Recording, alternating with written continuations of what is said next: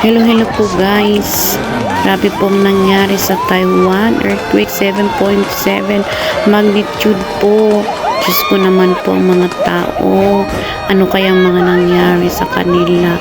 Kaya po guys, kung tayo po ay hindi nanalangin sa everyday life natin po, kailangan po nating lagi pong handa at lagi po tayong nagdadasal para sa kaligtasan nating sa ating buhay, kasi hindi natin po alam, may dumadating po sa ating buhay na trahedya na hindi natin alam.